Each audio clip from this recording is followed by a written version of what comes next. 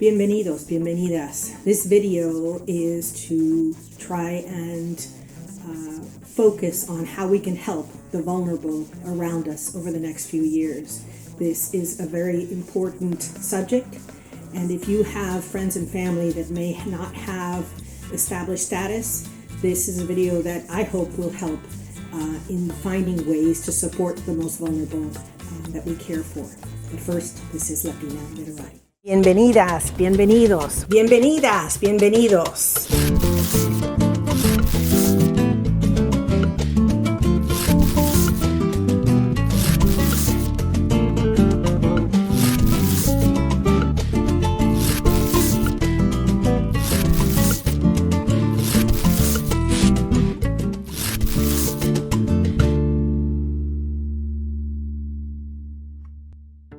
If you have family, friends, people you care about who may be subject to repression or deportation, family separation in the next administration, this video is really focused on ways that we can shield those that we care about.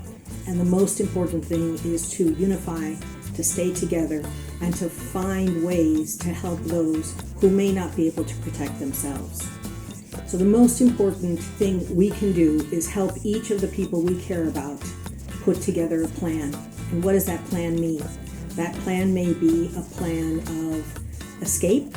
It may be a plan of sharing custody of their U.S.-born children with family or friends that they trust. This is really, really important. Every one of us must have a plan as to how we can help those who will be the subject of the repression that is to come. We all know that authoritarianism thrives on fear. It thrives on making the other the scapegoat. And what we need to do is we need to unify and we need to say no. We are one people. It doesn't matter where we were born. It doesn't matter what our neighbors look like. We are one and we're here to defend each other. It is really important that we stand united at this point, because as so many famous people have said, injustice towards one is injustice towards all. So what is the first step? If you know someone whose status is not settled, they need a legal consultation. This is absolutely not legal advice. I'm just saying, if you're going to prepare a plan, you need to know what the laws are of your jurisdiction and what the possibilities are. They need to have a legal consultation, and it needs to happen right now. It needs to happen right now because if it is possible for papers to be filed so that our friends and family can be in process this year, in 2024, that is better. Being in process is better than not being in process in general, right? So again, I would beseech you, I would ask you to know who the people are around you that will need protection, that will need help, and help them, because sometimes it's hard. It's hard getting through phone systems at legal clinics. It is hard, getting those appointments sometimes. And so we need to be there. We need to help. Sometimes we need to translate. We need to be the voices of those that may be too afraid to speak. We are here to fight for justice. We are here to stand shoulder to shoulder with each other to ensure that we are all safe over the next few years. If this is what it takes, then this is what we need to do. And the first step is legal consult, and you need a plan. Whoever is vulnerable in our communities needs a plan. And if they can share it with their close friends, even better. It is not enough to simply say, we'll hide, we'll let the storm pass. No. You need to know where you can go if you need sanctuary, if you need safety, a trusted friend, a trusted family member, somewhere where refuge can be sought if that is needed in a moment of absolute panic. We know if you were around in the 80s, you remember what those sweeps were like. Many of us were not around, obviously, in the 30s and maybe even in the 50s for what those sweeps were like. But we know that it could be anyone that makes the call that brings around the people that may take family members and loved ones. So we have to be prepared. We also have to just assume any communication is being monitored. The way that we communicate today, we can just assume, doesn't matter how encoded or encrypted the communications are, that they can be monitored, and an authoritarian state, that's one of the first things they do. So we need to be able to communicate perhaps in old-fashioned ways. And it's important that we understand the path to help those around us that are vulnerable. What is surveillance used for? Well, we know it's used for routing out dissent, finding those who have ideas on freedom and isolating them. It's also used for dividing us. Again, we need to stay united. And it's also used in controlling our actions. So we need to be very clear that we need to stand together and we need to resist. It's not enough to just say we'll wait it out. We truly need to resist, and we need to stand for freedom. We need to stand for freedom for all, irrespective of our race, our religion, our beliefs. We are here to ensure that the Constitution is respected, and our right for the pursuit of happiness includes living without the fear of repression. We need to stand together for ourselves, for our loved ones, and for everyone.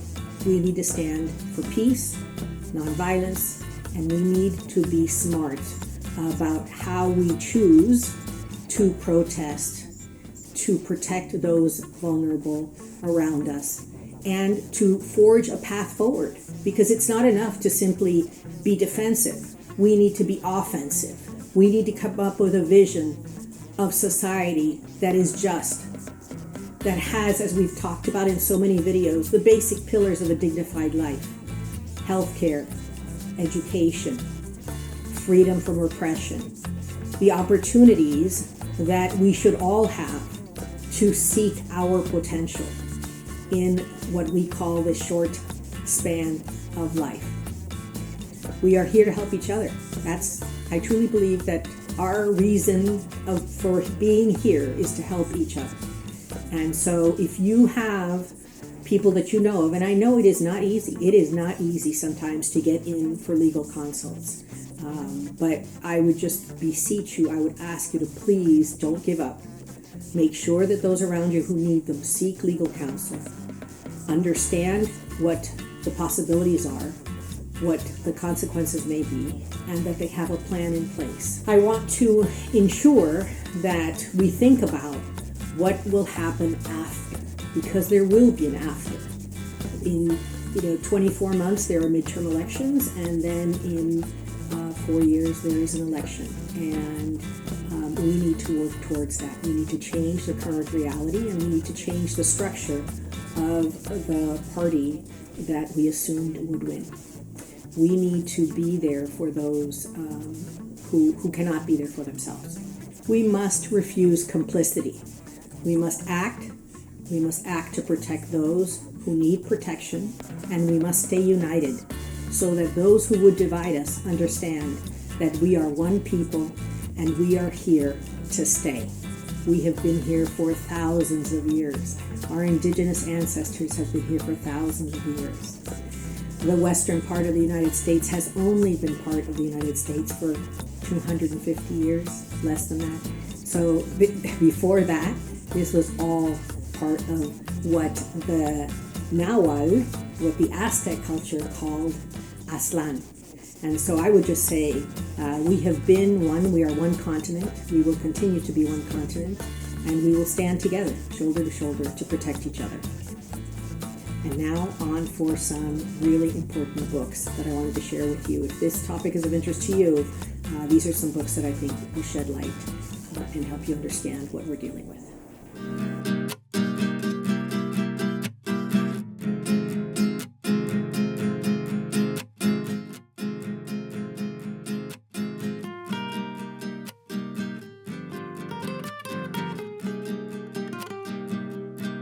So these 20 lessons are fascinating. You'll learn a lot. It's very insightful. Really recommend this book. The next book is called Resisting the Right: How to Weather the Coming Storm. Again, very insightful, really important, brings out some of the points that I have shared with you in the video.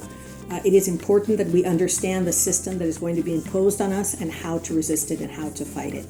The third book I just think is fascinating because it dovetails into the general theme of the videos that books are central to our expansion of our mind, of our souls, of our understanding of the world around us. And so Chris Hedges is a wonderful writer and host of different shows, and he wrote a book called Empire of Illusion: How the Loss of Literacy Plays into the Type of Extremism that we see now. So the more educated you are, the more you understand, the more unified you understand we must be. And education doesn't mean a degree. It means reading, understanding concepts. It means that you know what is right, in that harming others can never be right. And harming others as scapegoats is even worse. And harming children as scapegoats is the worst.